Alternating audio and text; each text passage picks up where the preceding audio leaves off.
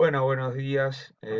Sean bienvenidos a esta cuarta actividad de este ciclo de educación médica continua en la unidad de cuidado intensivo del Hospital Pasteur. Vamos a abordar un tema específico que es la imagenología en este tiempo de pandemia por COVID-19, en particular haciendo énfasis en la herramienta imagenológica más útil para esta situación, que es la ecografía pulmonar. No tengo conflicto de interés. Si ven alguna marca en particular en esta situación, es por las fotografías y no es por ningún interés de propagandas. Eh, Debemos recordar que hay un periodo de incubación en el SARS-CoV-2, que hay un periodo en el cual es importante porque ahí la precocidad en las herramientas diagnósticas que tenemos se vuelve importante también, porque hay un periodo asintomático y también un periodo oligosintomático, y eso ha sido uno de los argumentos para utilización de las herramientas imagenológicas con un fin eh, diagnóstico y sobre todo de precocidad en el diagnóstico.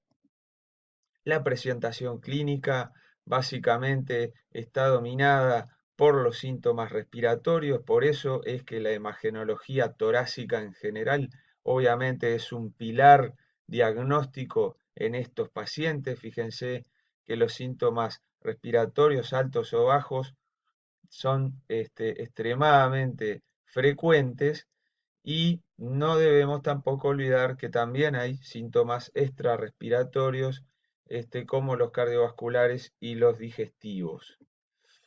Eh, eh, en este momento este tema ha ido en extensión.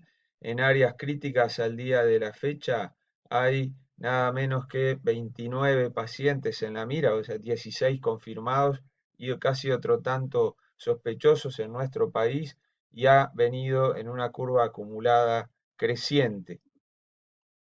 Esta diapositiva que está tan difundida en todas las charlas, tiene su importancia y es fundamental para entender la enfermedad. Y no solamente entender la enfermedad, sino los hallazgos que vamos a tener después en la imagenología. Una etapa inicial, fase temprana, con una alta carga viral, donde ya hay algunos síntomas que muchas veces son leves, pero que ya hay alteraciones en esta etapa 1, ya hay alteraciones imagenológicas y ya les adelanto que hay alteraciones ecográficas, aunque el paciente puede ser oligosintomático. Una fase 2, una fase pulmonar propiamente dicha, donde ya clínicamente empieza a aparecer disnea y el paciente puede consultar por disnea y detectarse desaturación, hipoxemia, ya como dice acá en la paraclínica, una imagen torácica anormal.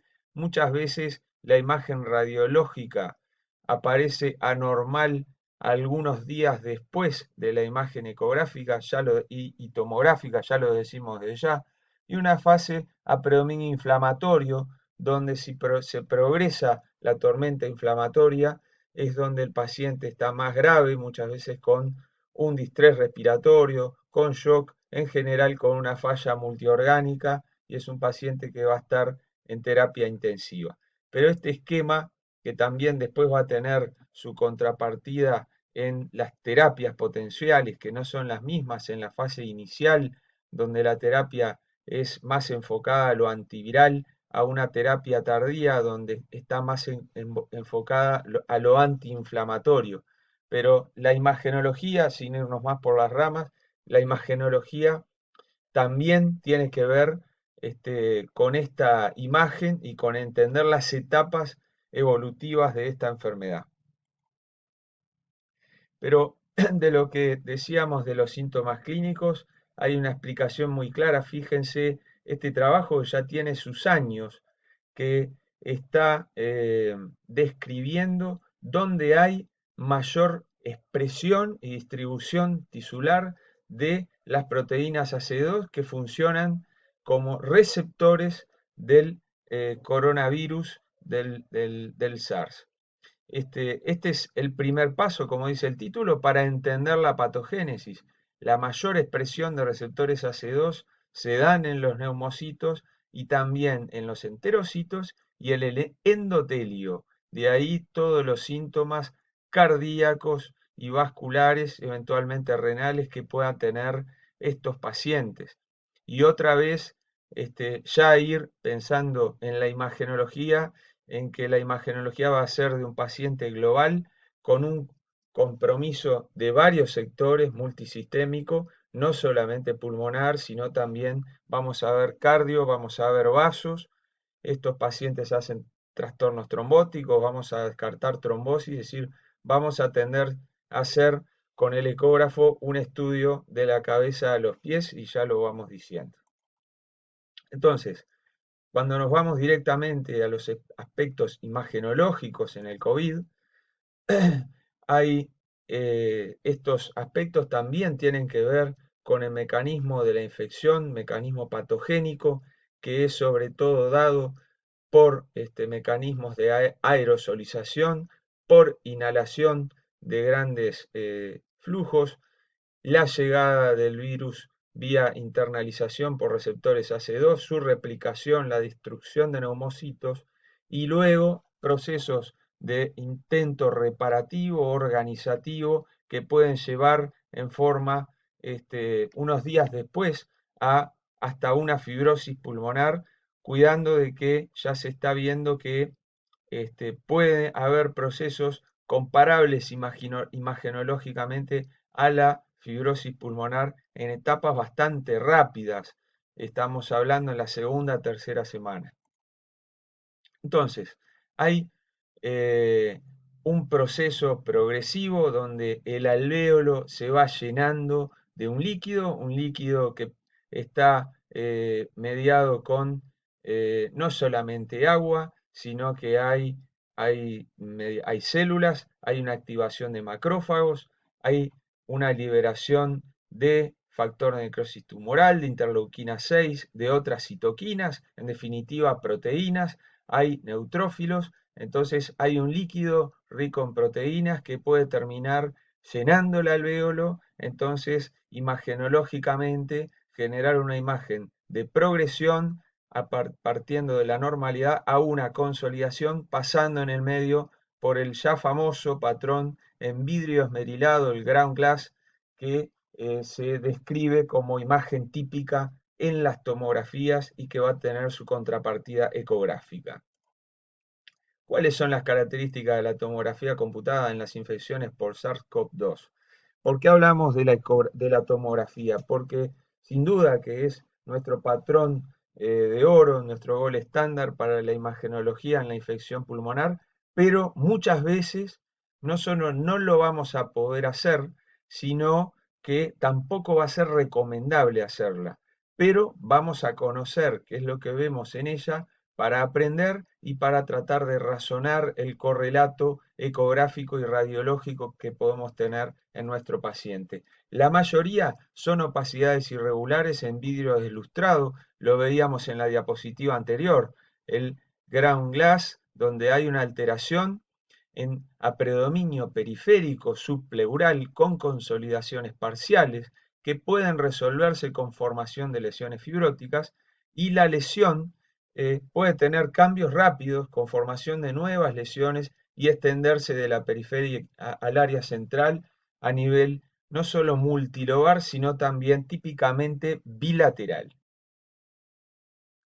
Entonces, la evolución de estos hallazgos tomográficos son desde una etapa temprana donde hay un predominio de estudios normales a una etapa de 3 a 5 días donde predominan alteraciones ya claramente visibles. Fíjense la distribución periférica inicial que luego se va difundiendo, una enfermedad que desde el tercer día ya se empieza a ver en forma bilateral y que en forma tardía es casi siempre bilateral, casi siempre frecuentemente de distribución periférica y consolida en aproximadamente un poco más de la mitad de las veces como se ve en esta eh, gráfica con frecuencias en porcentuales.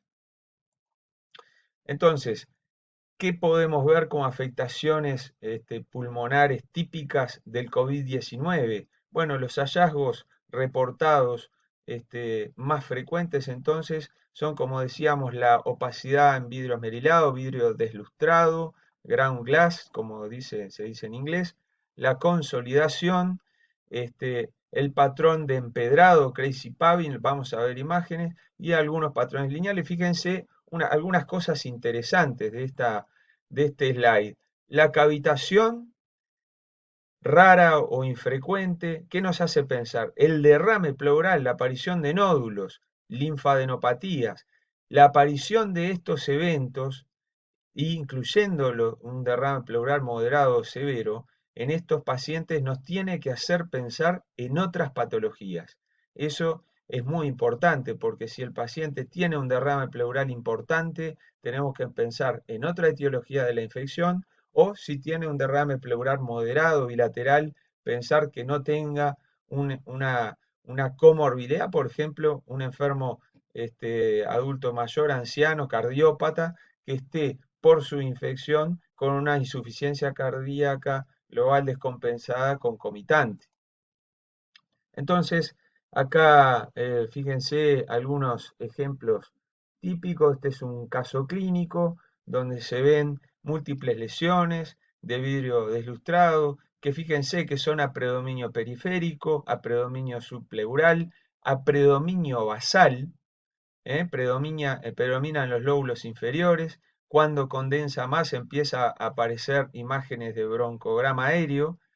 7 días después, dice, la lesión derecha se redujo significativamente con la formación de lesiones fibróticas. Fíjense, tan rápido como dicen, se describen de tipo fibrótico tan rápido como en 7 días, y, pero son lesiones extremadamente dinámicas. Este es otro caso, una mujer de mediana edad con fiebre, tos, mareos, consulta con disnea y se hace una imagen que otra vez muestra múltiples lesiones en vidrio deslustrado con algo de consolidación en la base. Fíjense, está señalado. Las lesiones se extendían y llegaban hasta el ilio pulmonar, tenían broncograma aéreo, tabiques interlobulares engrosados. 5 días después, la extensión se reduce con disminución de la densidad, pero con algunas franjas de fibrosis. Entonces, eh, vamos aprendiendo qué es lo que esperamos en una tomografía en estos pacientes. Esperamos una enfermedad que es multilobar, que frecuentemente por lo menos va a tener 2 o más lóbulos, que frecuentemente bilateral, muy frecuentemente bilateral.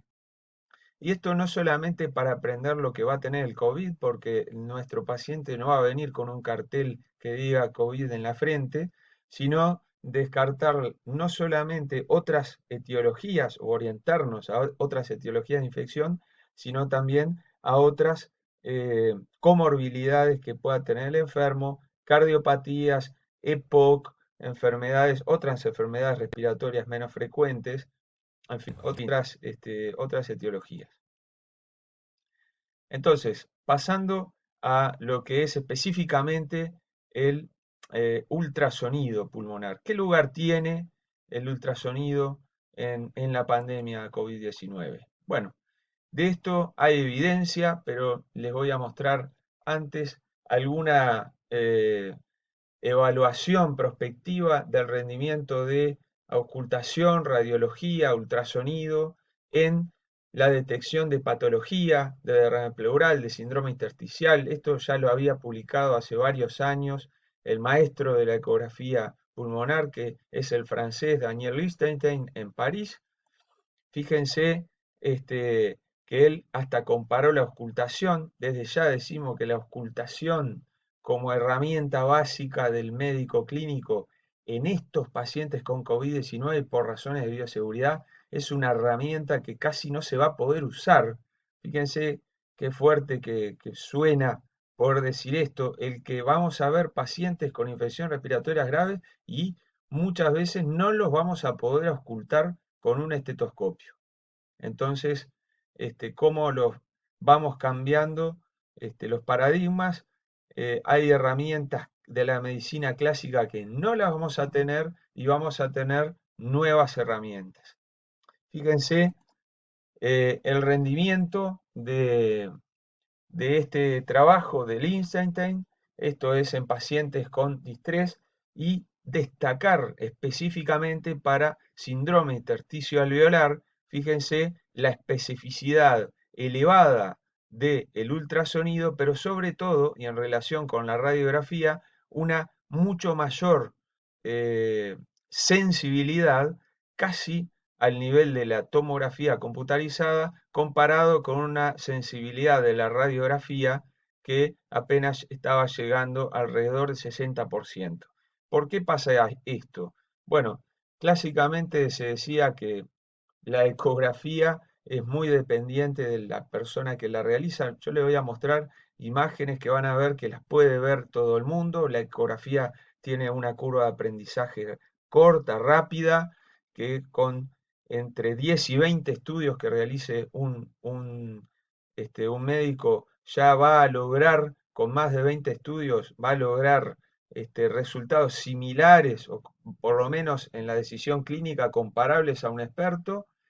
Y sin embargo, en la radiografía todos los días estamos viendo que estamos discutiendo, que está muy penetrada, que está poco penetrada, que se ve la columna, que este trazo me parece que esta trama vascular es normal.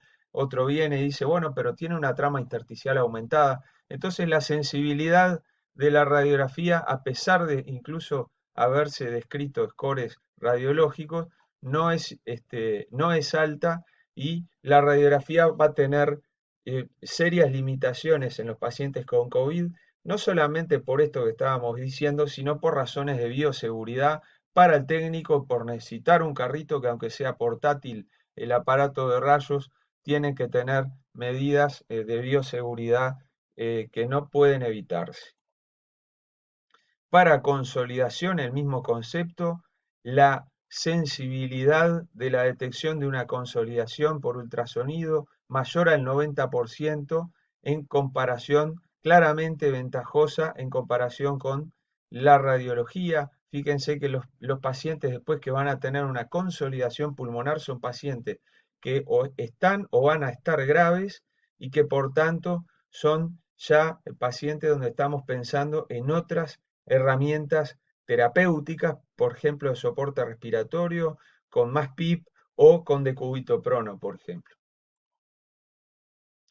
Bien, vamos a seguir. Específicamente en las neumonias, hay algunos metaanálisis que están publicados. Todos muestran que la ecografía en particular en las neumonias tiene una elevada sensibilidad, por eso ya se está incorporando en varios protocolos de triage, porque van a ser además ya en la primera línea, en la trinchera, en la primera línea de la consulta del paciente, van a ser una herramienta de screening y primer herramienta para el árbol de decisiones en un triage de distintos pacientes, desde la consulta en la emergencia hasta la decisión de la internación y dónde internar y la decisión del alta. Algunas conclusiones de estos estudios, por ejemplo, que dice debe aprenderse eco. Fíjense, hace ya unos años de publicación de este estudio. Y la otra conclusión, eco superior a radiología, siendo sí y aceptando sí que la tomografía computarizada es el gold estándar, sí. Entonces, ¿qué hallazgos de ultrasonido específicamente vamos a encontrar en los pacientes con COVID-19? Entonces, vamos a encontrar, este es un trabajo de los primeros que se publicó de Qian Shipeng, grupo chino, que sin embargo no tiene una gran cantidad de pacientes, pero que describió claramente cuáles son los hallazgos y los vamos a ver un poquito este, más adelante, después de ver las imágenes, entonces los hallazgos nos van a parecer una cosa obvia lo que está descrito en ese paper. Otros papers que muestran case report, cartas al editor con pocos pacientes, la ecografía torácica en COVID-19 en una carta al editor de grupos italianos, 12 casos, todos mostraban hallazgos patológicos, patrón de líneas B, pequeñas consolidaciones, y este es el trabajo de Kianji Pen. Vamos a volver a este slide más tarde, así que no nos vamos a entretener mucho ahora, pero lo que sí les vamos a decir, y por eso ahora ya vamos a pasar específicamente a los hallazgos de ultrasonido en el COVID-19, es que cada hallazgo de ultrasonido tiene una correlación concreta y clara con distintas imágenes de la tomografía computarizada, una correlación muy buena. En este momento sí vamos a destacar de este slide, de esta tabla, de este trabajo, que fíjense lo que está remarcado en el cuadro en líneas rojas, que las líneas B son el principal rasgo en estadios tempranos, incluso en infección leve. Por lo tanto, vamos a tener hallazgos patológicos en forma precoz, como hemos insistido. ¿Qué ventajas va a tener esta herramienta? Bueno, todos los interesados en este tema ya saben, es una herramienta portable, cada vez más portable. Vamos a ver que lo podemos, ahora hay tecnología hasta para ver la imagen en el celular de uno. Tiene un relativo bajo costo o muy bajo costo si lo comparamos con la tomografía o incluso los aparatos de rayo portátil, y la sensibilidad y precocidad, como ya habíamos insistido. Recordemos de la física del ultrasonido que el, el- el aire por su baja densidad es un muy mal conductor del ultrasonido, por lo tanto la energía de ultrasonido que va a llegar a un tejido con aire no va a seguir de largo, entonces se va a ver que el aire brilla mucho, se come toda esa energía de ultrasonido. Entonces vamos a ver como concepto práctico que el aire se ve blanco, se ve brilloso, y las burbujas de aire, digamos, o bronquios llenos de aire se van a ver como imágenes brillosas, blancas, eventualmente moviéndose en inspiración y expiración.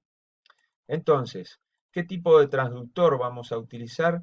Vamos a utilizar generalmente estos dos transductores. El lineal, un transductor de alta frecuencia para ver estructuras más de superficie, es el mismo que usamos para hacer colocación de ecoguiada de vías venosas. Acuérdense que este transductor no va a ser bueno para ver más de 5 o 6 centímetros de profundidad desde la piel, o sea, pero vamos a tener una excelente resolución. El transductor convexo, el mismo que se usa en ecografía abdominal y renal, que vamos a permitir, es un traductor de baja frecuencia, que va a permitir estructuras más profundas con menos eh, resolución, pero con un mayor alcance. Y el sectorial también se puede usar. Si empezamos a hacer un ecocardiograma, podemos seguir con el mismo transductor sectorial viendo el resto del tórax. En realidad, de estos tres transductores no está en esta imagen, pero Lichtenstein ha descrito y publicado la mayor parte de sus trabajos con, eh, con un microconvex que un poco llena las posibilidades y los alcances de los dos transductores marcados aquí. Este es un ejemplo de lo que decíamos, la portabilidad de, de un ecógrafo de bolsillo. Fíjense, este es un modelo B-Scan y un paciente con un COVID-19 que en París el profesor Ruby está haciendo una ecografía rápidamente, sin el desplazamiento de grandes equipos, simplemente con un ecógrafo de bolsillo que después va a ser rápida y fácilmente limpiable, se puede, va a poder desinfectar sin ningún problema. Sabemos que en estos pacientes el tema de la bioseguridad es un gran tema. Nosotros en Montevideo tenemos estas otras marcas que son simplemente distintos transductores. Fíjense acá un convexo y un transductor lineal con su cable y que se conecta al puerto genérico nomás de una tablet o de un celular y se obtienen imágenes muy buenas. Esto lo estamos usando en Montevideo. Este es mi celular, mi smartphone al cual tengo la aplicación bajada y que voy a elegir el set de pulmón. Si usan un ecógrafo antiguo, usen el set de abdomen, por ejemplo, para usar el transductor convexo, pero fíjense que la portabilidad es fantástica cuando usamos equipos de este tipo. Entonces, ¿cómo vamos a hacer eh, el ultrasonido pulmonar point of care? Bueno, en esto el doctor Giovanni Volpicelli de Italia encabezó unas recomendaciones ya publicadas hace un tiempo y hay muchísimos papers publicados de el cómo hacerlo, el estandarizar la forma de practicar el ultrasonido pulmonar. Y esto ha llevado a que hoy en día, fíjense la fecha de este título, a que en abril de este año diga que bajo presión un médico italiano hace cribado mediante ecografía por la situación estrepitosa de la cantidad de pacientes que han tenido. Y ese médico italiano mencionado luego en este artículo de divulgación no es más que Giovanni Volpicelli, que lo tenemos acá en uno de nuestros cursos de ecografía pulmonar, que tuvimos el placer de tenerlo y estaba en este caso tomando y probando el, el mate eh, uruguayo y con los compañeros, con el doctor Christian Schick, que está acá, y con el presidente de Winfocus Mundial, que es profesor de ecografía en la Universidad de Rosario en esta fotografía. ¿Cómo vamos a explorar eh, el ultrasonido? Bueno, justamente Giovanni lo que ha tratado es de sistematizar dividiendo simplemente la línea axilar anterior y posterior, dividiendo una zona anterior y superior, anterior e inferior, lateral superior, lateral inferior, 1, 2, 3, 4, y posteriores, sin, la numeración la pueden cambiar. Nosotros habitualmente usamos el posterior derecho como 5 y 6 y después usamos los mismos números pero del lado izquierdo. Lo importante es el concepto que en definitiva tenemos 12 áreas torácicas para explorar y esto va a ser importante a la hora de poder cuantificar este estudio que es uno de los puntos delirantes nuestros de decir, bueno, vamos a empezar a cuantificar porque es la mejor forma de empezar a objetivar los estudios y hacer realmente útil esta herramienta como una herramienta comparativa del mismo paciente en cuanto a que mañana esté peor o esté mejor y yo repita el estudio y pueda cuantificar ese concepto y no quedarme con la noción subjetiva de que está mejor o que está peor. Entonces, se va a colocar la sonda en un sentido inicialmente longitudinal, cefalocaudal, por lo tanto vamos a tener la sonda con eh, una costilla y otra costilla en cada extremo de la imagen y luego puedo rotar, cambiar la posición de la sonda para evitar la molestia de las costillas en un corte oblicuo. ¿Y qué patrones elementales vamos a encontrar? Bueno, los patrones que son típicamente encontrados en el COVID son el patrón alvéolo intersticial y el patrón de consolidación. Pero vamos a ver dos palabritas del patrón normal, porque también podemos encontrar un patrón normal, por lo menos en algunas partes del tórax, de los campos pulmonares, de estas áreas. Entonces, colocamos la sonda, como decíamos, y si usamos un traductor lineal, vamos a ver una costilla, otra costilla, que van acá en estas imágenes a generar una sombra acústica y luego una imagen que se ve acá como una imagen hiperecoica trazada a lápiz que va a ser nuestra línea pleural y que si colocamos el transductor en, como decíamos, en forma transversal, vamos a ver una imagen de este tipo, que en forma dinámica se ve ese hormigueo de la línea pleural, que es el famoso sliding o deslizamiento pulmonar típico, y en el transductor en posición oblicua, evitando la sombra de las costillas, en este caso en la imagen de la derecha, lo que vamos a ver, mejor todavía, la línea pleural, ese sliding, y otra imagen que fíjense que está a una distancia equidistante entre la piel y la línea pleural, que es una línea A. Esa línea pleural que le llamamos no es más que un efecto de artefacto de ecografía que se da por la, el cizallamiento o el deslizamiento, perdón, entre la pleura parietal y la pleura visceral.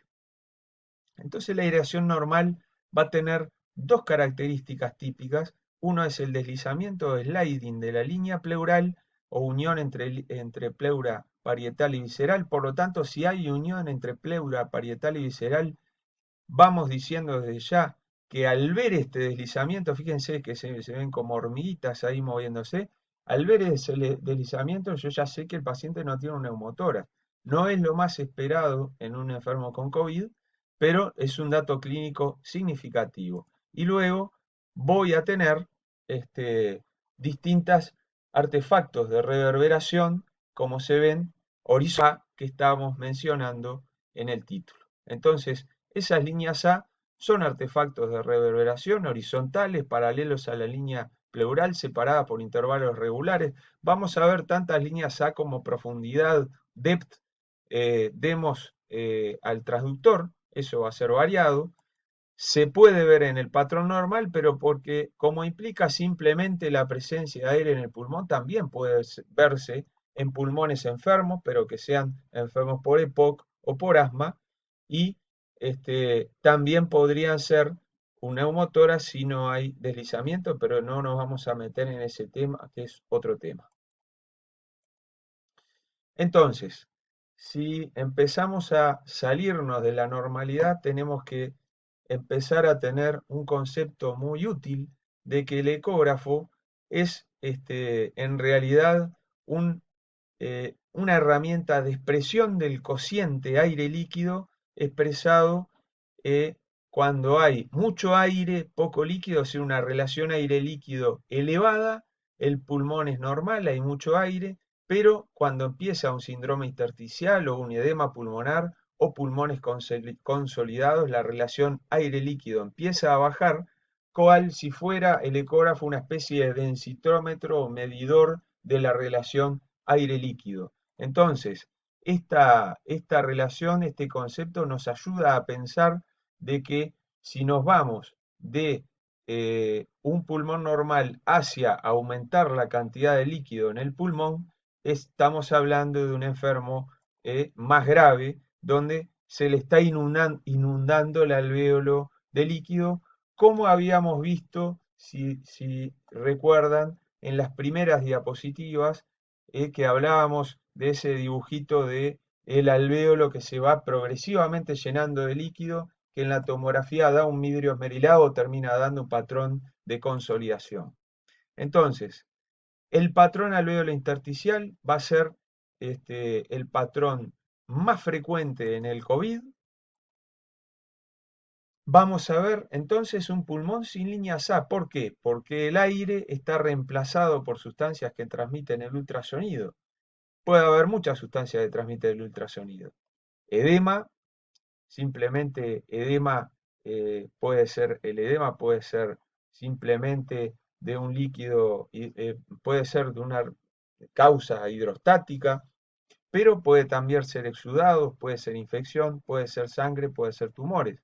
Este, por ejemplo, fíjense, esta es un corte histológico de los alvéolos normales frente a un corte histológico de una neumonía intersticial donde aumenta la cantidad de contenido líquido en el tejido pulmonar, disminuyendo la relación aire-líquido que mencionábamos antes.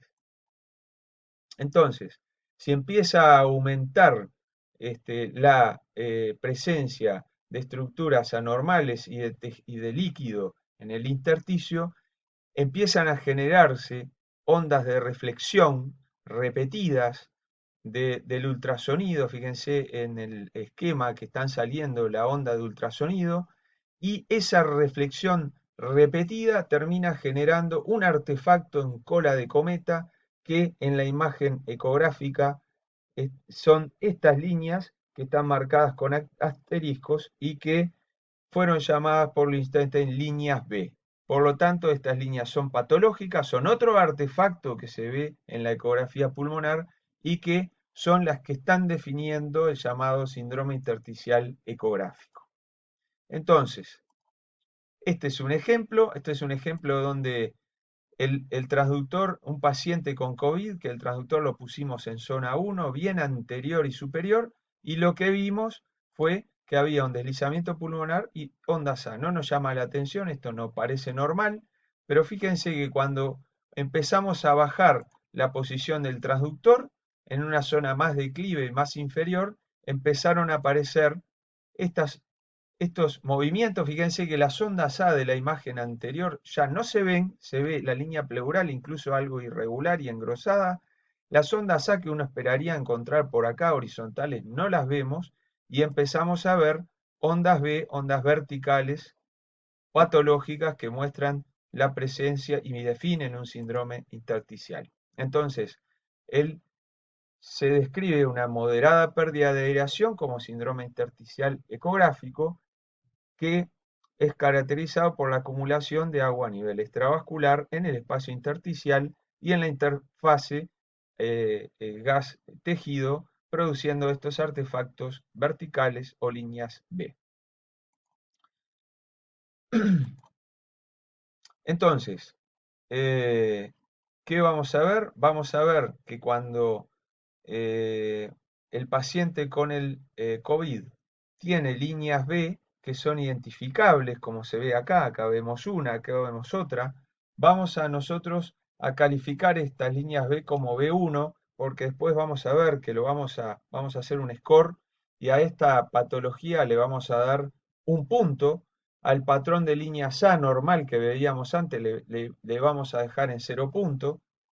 Esta es el correlato tomográfico. La flecha señala el lugar donde está el ecógrafo para obtener, ¿sí?, esta imagen. Y acá un concepto que hay que transmitir. Acuérdense que las imágenes que encontramos con el ecógrafo, a diferencia de la tomografía, que en distintos cortes vemos toda la superficie en un plano de ambos pulmones, en el ecógrafo siempre la imagen es del lugar donde está el transductor. Es una cosa obvia, pero como esta es una patología, puede ser heterogénea, como ya vimos, podemos ver una imagen prácticamente de ecografía normal, por ejemplo, a nivel de zona 1, y una ecografía completamente patológica con este patrón intersticial en la zona 2 o en la zona 3, por ejemplo, y una imagen de consolidación en zona 4. Entonces, este es otro ejemplo donde vemos líneas B claramente definidas, son líneas verticales que se mueven con el ciclo respiratorio, que se mueven con la pleura y que nacen de la pleura y llegan al final de la pantalla, definiendo en este caso una imagen de neumonía intersticial con su correlato tomográfico a la izquierda.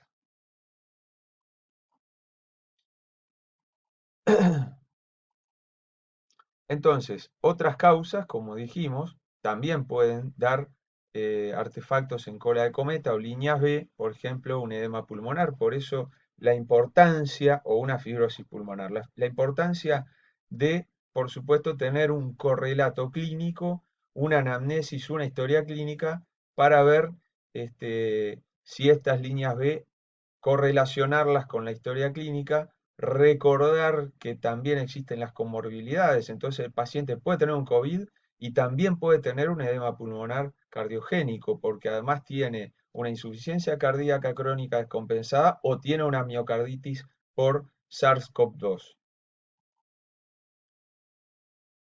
¿Qué otras alteraciones pueden llegar a verse? Bueno, otras alteraciones son, por ejemplo, cuando se sigue la progresión de la enfermedad a nivel pulmonar y a nivel ecográfico, va a empezar a haber consolidaciones y van a empezar a haber consolidaciones, pequeños focos de bronconeumonía, pequeñas consolidaciones subpleurales. Fíjense, esta es la línea pleural que se queda irregular con pequeños foquitos de consolidación que interrumpen esa línea pleural pintada a lápiz que recordamos en una línea pleural normal, tan regular, que en esta imagen, por supuesto, este paciente ya no tiene y tiene pequeños foquitos de bronconeumonía.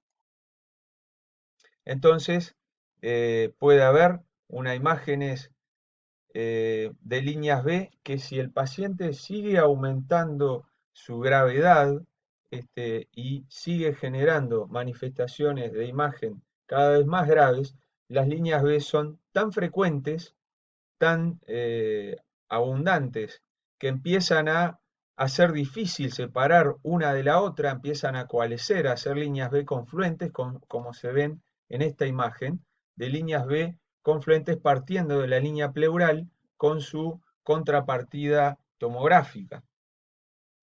Esto habla de un síndrome intersticio alveolar, ya donde hay ocupación clara de líquido ya intraalveolar, lo cual deja una imagen de patrón de líneas B confluentes o lo que otros han llamado un pulmón blanco. ¿Mm? Entonces, que van a ver, claro, típicamente en la tomografía un área en vidrio deslustrado o vidrio esmerilado.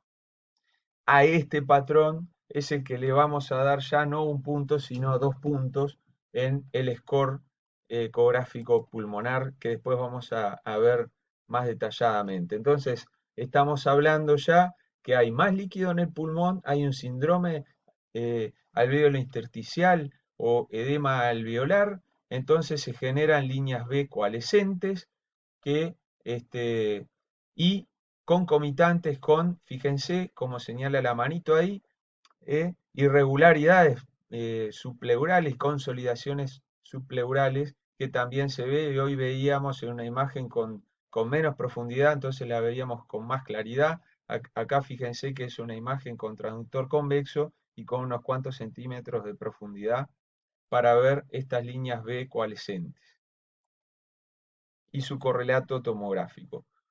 Otra de edema intersticial difuso alveolar, líneas B coalescentes. Fíjense acá, cuando a mí quiero ver las líneas B, todos identificamos que acá hay líneas B, pero ya no las puedo contar de tantas que son y prácticamente generan un patrón blanco difuso, ya no me tengo que tener a contarlas, estoy viendo un patrón de líneas B coalescentes. Bien, esto es parte de lo mismo, la imagen con un correlato tomográfico, las líneas B coalescentes que salen en general de consolidaciones subpleurales. Fíjense, esta es la zona donde se coloca, esta es la tomografía, por supuesto, con la ventana pulmonar, y en esta zona se coloca el transductor y se ven esas irregularidades en la ecografía. Fíjense que las alteraciones que se ven en la tomografía se ven en la ecografía. Este es un paciente nuestro con un COVID, que lo que se observa son, fíjense, líneas B que coalescen, irregularidades pleurales, una pleura engrosada, ¿ah? Con típicas consolidaciones subpleurales.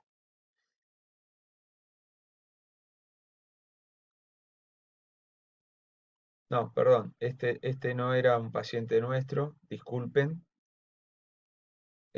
pero las imágenes valen.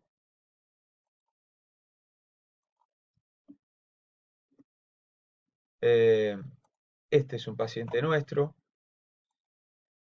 el mismo paciente que mostrábamos hoy, que habíamos puesto el ecógrafo en zona 1 y zona 2. Fíjense cómo cambia la imagen cuando es en zona 4, está más con líneas más confluentes, la irregularidad pleural, el engrosamiento de la línea pleural. Pero si sigue la grabación y el contenido de líquido y sigue habiendo menos relación aire-líquido en el pulmón, llegamos a que el pulmón se consolida. Entonces, estamos llegando a que el vaso se nos está llenando, estamos llegando a un nivel de consolidación alveolar, ya dejamos el síndrome intersticial y lo que vamos a ver es que el pulmón consolidado ya no es la imagen de un artefacto, sino que es una imagen real, es un pulmón que los viejos clínicos han llamado desde siempre el pulmón hepatizado. Se da la imagen de hepatización pulmonar que sonográficamente también es un pulmón hepatizado, porque fíjense que es un pulmón que comparativamente se parece al hígado. Esta es una imagen donde tenemos el transductor a nivel basal derecho, ¿sí? Zona 4, donde se ve, acá está el hígado, acá esta línea es el diafragma, y por encima del diafragma el pulmón totalmente hepatizado. ¿Ah? Se ven sonográficamente y se ven estructuras puntiformes y perecoicas que están acá y que están señaladas a la izquierda con esta flecha blanca, que son zonas de broncograma aéreo. Acuérdense lo que habíamos dicho de la técnica, de la física del ultrasonido, que el aire brilla y estos son pequeñas columnas de aire rodeadas de tejido pulmonar condensado y por lo tanto se van a ver, simplemente es lo que se llama el broncograma aéreo, que también lo podemos ver en la radiología y en la tomografía. Entonces el pulmón se condensó, muchas veces este es un ejemplo en el cual vemos en la tomografía una condensación, algo de broncograma, hay líquido rodeándolo en este ejemplo, y su contrapartida tomográfica con un pulmón que está eh, condensado con signo de la medusa. Ven el pulmón condensado como nada en el líquido, el diafragma que desciende en inspiración y el hígado por debajo en esta zona de la imagen ecográfica. Entonces, esas imágenes pulmonares que se pueden ver como lo que se llama broncograma aéreo, que le vamos a llamar broncograma dinámico si aparece en inspiración y desaparece en expiración. Fíjense, esta imagen ecográfica tiene varias cosas interesantes. Una imagen con un transductor sectorial, un transductor de cardio, y en la parte izquierda de la imagen muestra un síndrome de condensación con broncograma aéreo, pero la parte derecha, esta zona, lo que está mostrando es un engrosamiento pleural con líneas B confluentes. Está mostrando dos patrones ecográficos pulmonares diferentes esta misma imagen. Si le ponemos color, vamos a ver que las consolidaciones del tejido inflamado, infectado, va a generar un aumento de la vascularización. Por eso se puede ver los vasos ingurgitados, el tejido pulmonar congestionado. El derrame pleural, como otro patrón elemental de la ecografía pulmonar, es una entidad infrecuente. La vamos a buscar en la zona donde buscamos un derrame pleural, inferior, lateral inferior, no es frecuente en, otra vez acá, el signo de la medusa, ¿verdad? Rodeando el pulmón, lóbulo pulmonar rodeado de líquido que se ve negro, se ve hipoecoico o anecoico, y pero con la salvedad de que la presencia del derrame pleural, y sobre todo si es muy importante, debe hacer pensar en otras patologías. Entonces, hemos llegado al final de nuestra eh, figuración de relación de cociente aire líquido, y vamos a ver algún approach de eh, cómo esto ha demostrado en relación con otras técnicas de que ese approach de ultrasonido y de pensar en la relación aire-líquido que estamos viendo realmente tiene un correlato demostrado en el contenido de agua pulmonar, por ejemplo, en este trabajo medido por otras técnicas. Ahora sí podemos razonar el ultrasonido y la tomografía, sí, sin duda. Los hallazgos de el grupo chino del trabajo que decíamos hoy, el engrosamiento de la línea pleural y la irregularidad de la línea pleural, las líneas B en variedad de patrones. Las consolidaciones pueden ser focales, pueden ser confluentes, el famoso B2, las consolidaciones con broncograma aéreo puede ser no translobares pequeñas o pueden ser translobares y extensas, la aparición de líneas A que va a inducir, si empiezan a aparecer líneas A en la evolución es porque entró en fase de recuperación, el pulmón empezó a ganar aire, empezó a airearse, y los derrames que no son frecuentes. Entonces, fíjense que el correlato que hoy les prometí al principio, ahora razonar a la luz de las imágenes que vimos, ahora parece más sencillo y más claro. El engrosamiento pleural se ve tanto en tomografía en la columna izquierda como en ecografía en la columna derecha. El patrón en vidrio esmerilado tomográfico, que vamos a ver como líneas B discretas o confluentes en la ecografía, las sombras como líneas B confluentes, la consolidación subpleural o consolidaciones que se ven en ambas técnicas, consolidaciones translobares, poco frecuente el derrame pleural y la precocidad de la técnica ecográfica que ya lo dijimos. Entonces, hay distintos protocolos para aplicar en uso. Este es protocolo para usar ecógrafos portables analizando las distintas zonas pulmonares, poniéndole un score. Este grupo trata de no hacer tomografía, no hacer radiología, pero sí hacer, fíjense que hasta ahora lo que hemos visto, si ustedes miran para atrás, todos los hallazgos que pueden verse en un SARS-CoV-2 por un SARS-CoV-2 en el pulmón son visibles por ecografía. Claro que el paciente no viene muchas veces solamente con esto, otras patologías pueden aparecer, pueden haber complicaciones tromboembólicas incluso en el COVID, que son frecuentes, hay toda una tormenta en cuanto a la hemostasis, incluso coagulación intravascular diseminada, entonces el enfermo también puede tener una enfermedad tromboembólica, una TBPT, entonces ahí también hay características típicas de la ecopulmonar y no debemos olvidar que puede haber atelectasia y que puede haber características de una embolia pulmonar, por ejemplo, en el ecocardio. Por eso es lo recomendable hacer una eco torácica completa, ya que estamos al lado del paciente, obviamente, hacer también un ecocardiograma y un Doppler de miembros inferiores.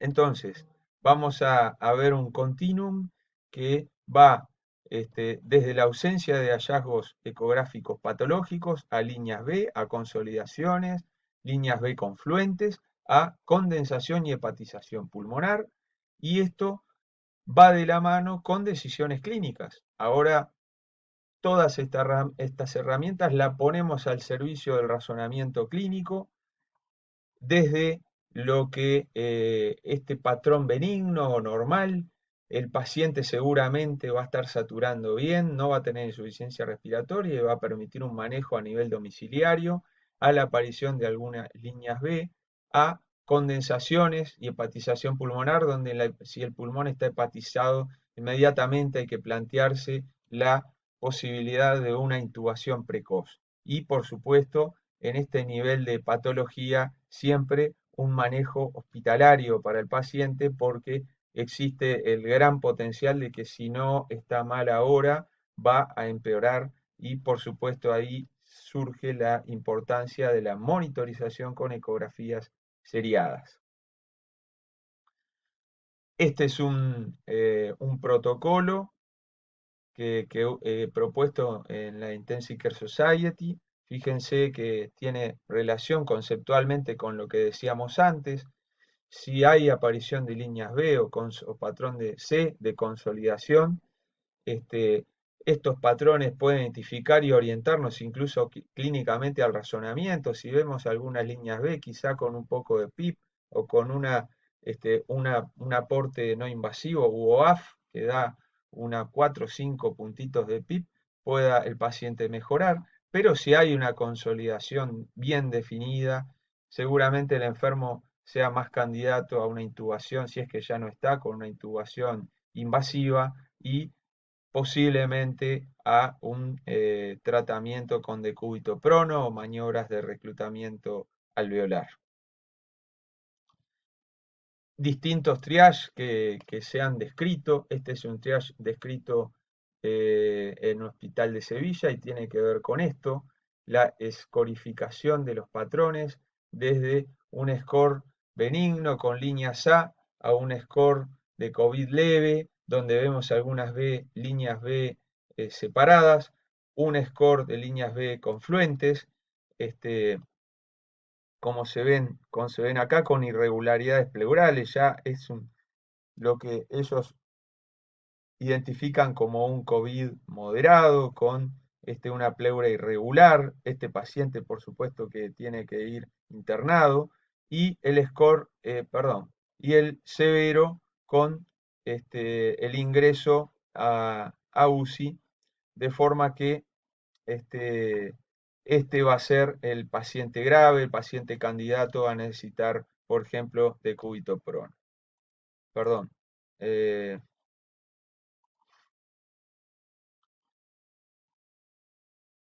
Bien, y en este triage que usan el Grupo Español de Sevilla, también utiliza una adaptación de 12 áreas de exploración, como habíamos descrito previamente, y usando la puntuación de Soldati que vamos a ver justamente. Este es otro grupo italiano. Este es un algoritmo propuesto en la revista italiana de cardiología hace unos días atrás, hace 3, 4 días atrás, que conceptualmente es muy similar. Fíjense que incluye como herramientas, si se hace la radiología de tórax en conjunción con la ecografía pulmonar y con la ecocardiografía, por supuesto, con ya ahí conjuntando, haciendo un razonamiento conjunto de las técnicas en su conjunto. La posibilidad de envío a domicilio en los patrones benignos que ven en esta rama, esta columna de la izquierda, hasta el otro extremo, que es cuando hay parchados radiológicos o líneas B confluentes, y la posibilidad de, si el paciente lo permite, ellos plantean este, la tomografía y el ecocardiograma solo si el paciente tiene estabilidad hemodinámica. En esto nosotros discrepamos, en el sentido de que el ecocardiograma lo tiene que hacer el intensivista que está haciendo la ecografía pulmonar. Entonces va a evaluar la función sistólica, va a evaluar si los ventrículos están dilatados o no, va a evaluar si hay grandes alteraciones valvulares, va a evaluar, puede hacer un MAPSE para cuantificar rápidamente función sistólica izquierda, un TAPSE para la derecha, evaluar si hay insuficiencia tricuspide y medir presión pulmonar. O sea, cosas que rápidamente se pueden hacer teniendo el paciente ahí y evitando que evitando demasiadas ecocardiografías o el pedido de exámenes a posteriori que aumentan los riesgos de contaminación. La Universidad de Valparaíso, con la doctora Acosta, anestesióloga chilena, ha hecho otra propuesta de triage usando como herramientas la saturometría y la ecografía. Entonces, si el paciente tiene una saturación normal con patrones benignos, poca alteración ecográfica, el paciente se va a domicilio y si el paciente desatura va a ingresar ya pensando en la ventilación si tiene un patrón de condensación, patrón predominante de C en la ecografía pulmonar.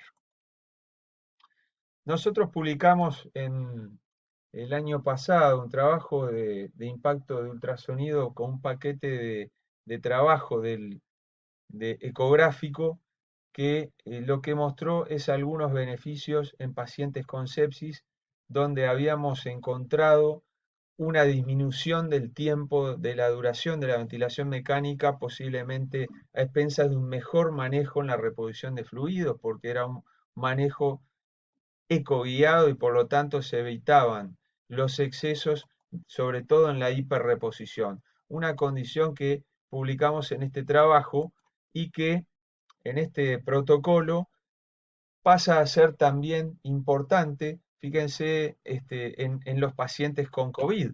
Este, en este trabajo usamos el score de aireación pulmonar, pero hicimos un paquete de ecografía que incluía también estimaciones rápidas de ecocardiografía, predicción de respuesta a fluidos, estimación de gasto cardíaco y el resto de los sectores explorados.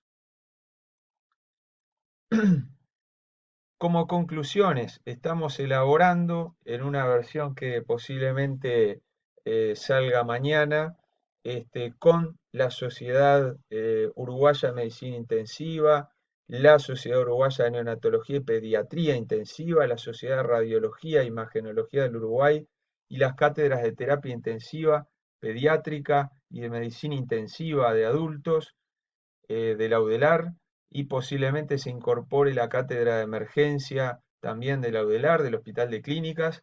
Estamos elaborando algunas recomendaciones. A esta fecha, estas recomendaciones son en formato borrador, así que no lo tomen al pie de la letra, sino como conceptos que son de aprendizaje en este momento. Las recomendaciones van a salir publicadas después. Este, los usos de la ecografía, permitir el triage como primer concepto, seguir la evolución del paciente en segundo lugar, monitorear maniobras terapéuticas como el reclutamiento o guiar la respuesta al decúbito prono, evaluar la fase de recuperación cuando aparecen líneas A, buscar, como dice la doctora Acosta, eh, buscar que el paciente logre líneas A como un objetivo terapéutico en el soporte respiratorio de estos pacientes, de la ventilación mecánica. En segundo lugar, hallazgos ecográficos. En la neumonía, esto no lo vamos a repetir, es básicamente lo que ya está descrito por el grupo de la publicación china y nosotros lo agregamos en las recomendaciones para que quede claro qué es lo que esperamos típicamente en un COVID y qué es lo que no corresponde a un COVID. Algunas características típicas observadas, que la tomografía de tórax en esta recomendación 4 puede reservarse para casos en que la eco no sea suficiente para responder la pregunta clínica, en caso de sospecha de complicaciones o en caso de sospecha de otra patología donde la TC sea considerada un estudio ineludible. Recomendamos utilizar el score de ultrasonido, ahora vamos a ver un poquito más de eso. Aplicaciones clínicas de la ecografía pulmonar, hay muchas otras que no nos vamos a extender en esta charla.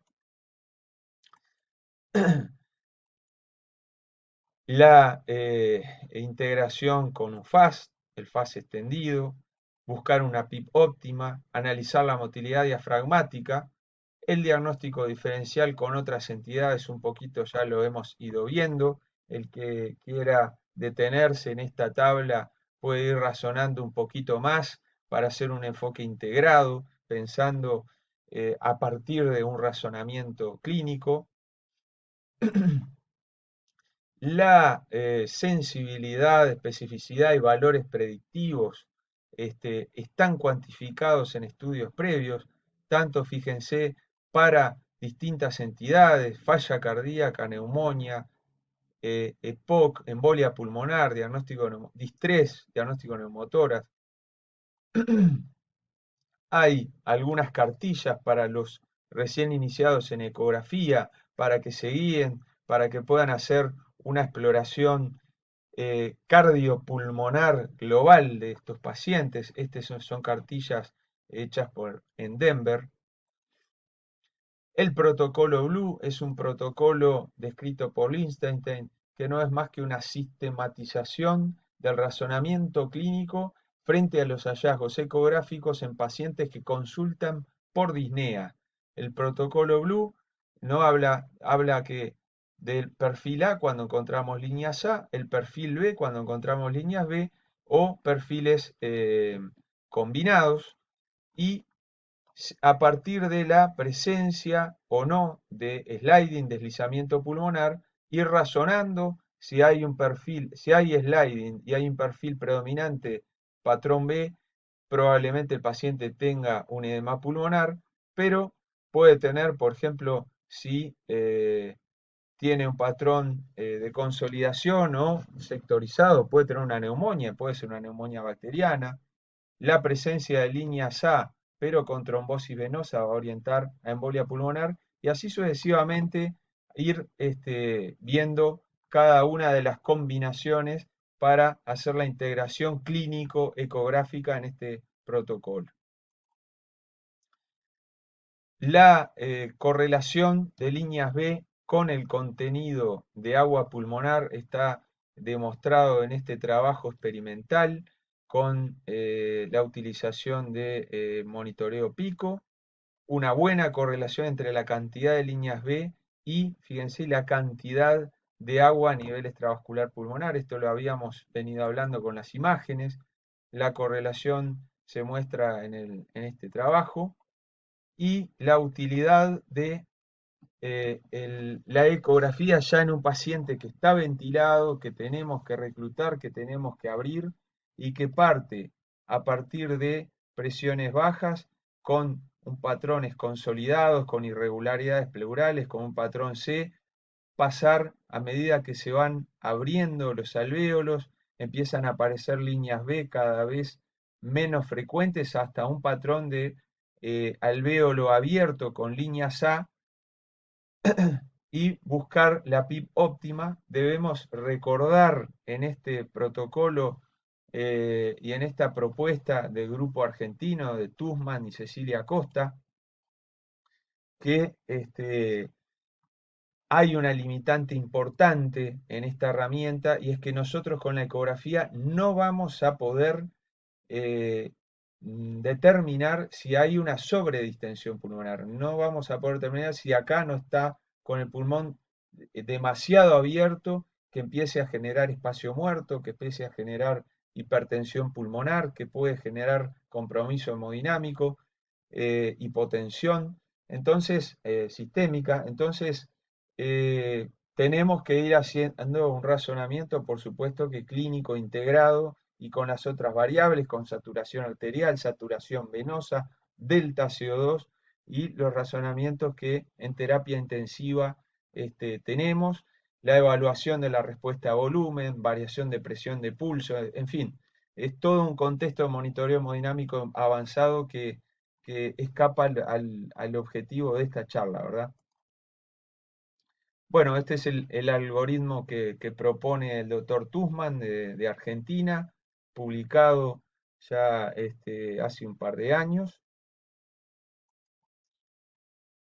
El monitoreo del reclutamiento como para buscar la mejor PIP también se puede hacer con ultrasonido. Y finalmente, para encontrar sistemas de score, perdón, antes de hablar del score, les voy a comentar lo que ha eh, encontrado y lo que ha escrito el grupo del doctor Gattinoni en Italia, y que ha encontrado y descrito un concepto bastante práctico, que es que el paciente con el COVID-19 puede tener dos fenotipos diferentes de presentación. Incluso uno puede ser la continuación del otro, pero un tipo L, un tipo low, donde tiene low, baja la estancia o una alta compliance, es un pulmón liviano, es un pulmón que se puede igual llegar a ver patrón de ground glass en la tomografía, es alvéolos que no están cerrados, no están colapsados, por lo tanto son poco reclutables. No manejarlos con PIP alta en general, no lo vamos a manejar con una PIP mayor de 10. Y la contraparte, el tipo H, el fenotipo H, que son pulmones más duros, muchas veces con shunt intrapulmonar, derecha-izquierda, pulmones pesados con atelectasia pasiva, y que van a requerir mayores niveles de PIP, frecuentemente de cúbito prono, y que pueden ser no, ni más ni menos que la evolución temporal a la peoría del mismo paciente en el tiempo. Este es el correlato tomográfico. Estas son las gráficas de histogramas de frecuencia en los campos pulmonares en unidades Hanfield, fíjense en celeste, con unidades negativas, de los patrones más aireados, más negros en la tomografía, ¿verdad? A patrones más consolidados con aparición de unidades Hanfield positivas, porque hay unidades colapsadas con consolidación pulmonar tomográfica visible en este patrón H. Bien, eh, si nos ponemos a pensar, estos patrones no son ni más ni menos que, si hay una correlación en el tiempo o en gravedad, son también la progresión que nosotros vemos en el ecógrafo de la mayor presencia o mayor peso del pulmón cuanto más nos dirigimos hacia la derecha de un patrón normal, lineal B, consolidación. Bien, entonces, para terminar, hablando de scores de ultrasonido, no nos olvidamos del método de las regiones. Y el primer score que ha demostrado una buena correlato ha sido el del grupo francés de Baudemont. Nosotros lo usamos hace 2 o 3 años, la verdad que es un poco engorroso. Van a ver que este es el score donde, según el cambio en la reaireación o pérdida de aireación, se genera un puntaje. Nosotros lo dejamos de usar y empezamos a usar. ¿Cuál es la ventaja de este score? Ha tenido una excelente correlación con las cuantificaciones de aireación tomográfica. Sin duda que es un buen score. Tiene la dificultad de que lleva algo de tiempo, lleva unos minutos hacerlo. Por lo tanto, nosotros nos inclinamos por un score más simple, más fácilmente reproducible, más pensado en un paciente con COVID, donde no nos vamos a poder quedar mucho tiempo en la unidad con ese paciente, pensando también el tiempo, minimizar el tiempo de exposición para el operador. Y el score simplificado va a ser muy simple. Si ustedes recuerdan todo lo que fue esta charla, el patrón normal 0 puntos, el patrón eh, B1 1 punto, el patrón B2 2 puntos y el patrón C de 3 puntos. Entonces, rápidamente y en pocos minutos, en 7 a 10 minutos, podemos llegar a definir un patrón en cada una de las 12 áreas pulmonares que vamos a explorar. También Y para finalizar, recordar que la ecografía pulmonar puede ser una herramienta para el proceso de salida, para el paciente que está en Winning, evaluar el diafragma, evaluar corazón, la eventual mejora de la función cardíaca también cuando el paciente mejora y la aparición de las líneas A en la ecografía pulmonar.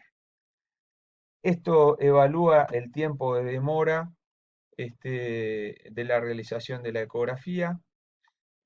A partir de las 15, aproximadamente 15 estudios supervisados, ya el tiempo de demora empieza a ser muy similar entre experimentados y novatos. Y para terminar, algunos mensajes entonces para recordar y como mensaje final. El ultrasonido puede evitar o disminuir el uso de radiología y tomografía, puede evitar con eso traslados. Las líneas A sugieren ausencia de afectación importante o en la evolución la aparición de una mejora. Es típica la aparición de líneas B, irregularidades pleurales y consolidación. Usar un score, nosotros proponemos el score que ha publicado el grupo italiano Soldati, un score sencillo de realizar y rápido, y combinar con los otros sectores de la herramienta ecográfica como cardio, como vasos. Bueno, les agradecemos vuestra presencia, suscríbanse a nuestro canal, vamos a seguir subiendo charlas. Tenemos por lo menos ahora 11 charlas ya agendadas para seguir aprendiendo todos juntos de esta enfermedad y poder tratar de mejorar la calidad de atención de nuestros pacientes. Bueno, muchísimas gracias a todos, gracias por la paciencia y arriba es un gusto. Para los que quieran, pueden hacer preguntas en el grupo del YouTube o pueden mandarme un mail o un WhatsApp. Estamos completamente a las órdenes. Muchísimas gracias.